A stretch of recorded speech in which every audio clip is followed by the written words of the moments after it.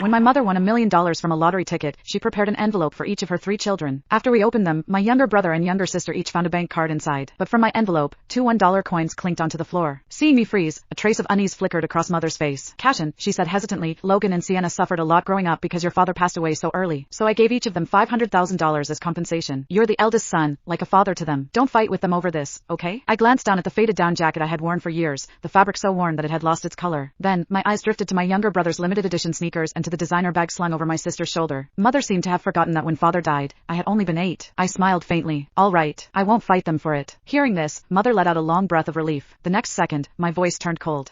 Then I won't fight for the responsibility of supporting you in your old age either. Cashin, what do you mean by this? Over just $1 million, you're going to cut ties with me? Mother's eyes were red, her voice trembling. Mom, I'm not cutting ties, I said calmly. It's just that from now on, the 3 of us will split all your expenses, living costs, medical bills, medication, everything. From now on, we'll take turns looking after you. You are a treasure for all 3 of us. I can't possibly keep all that blessing to myself. The reflection from the coins on the floor stabbed at my eyes as I spoke. Mother grew anxious. How can that work? Your brother and sister would be exhausted. What's so exhausting about it? I'll bring your luggage over tomorrow. For months at each house, that makes a full year. When she realized I wasn't joking, Mother became even more flustered. They're still young. How would they know how to take care of someone? Logan was 30 this year, and Sienna 28. Yet in Mother's eyes, they were still children. But the year father died, I had already been treated like an adult. Mother continued anxiously, my stomach isn't good. I need soup every morning. Sienna has to take care of her husband and children. How would she have time to cook for me? And I have a brace in my leg. I have to go for a checkup every Monday. What if that makes Logan late for work? And there's my diabetes. I have to inject insulin every day. How would they know how to do that? Besides, which part of medicine and doctor visits doesn't cost money? Their salaries aren't as high as yours. How could they afford it? A mocking smile curled at the corner of my lips. So Mother had always known everything my wife and I had done for her. But because it was us, it simply didn't matter. If they don't know, they can learn, I said. Now that they each have $500,000, they won't mind spending a little of it. My brother, Logan Harper, immediately slammed the table in protest. Why should we, Cashin? Mom's been living perfectly fine at your house.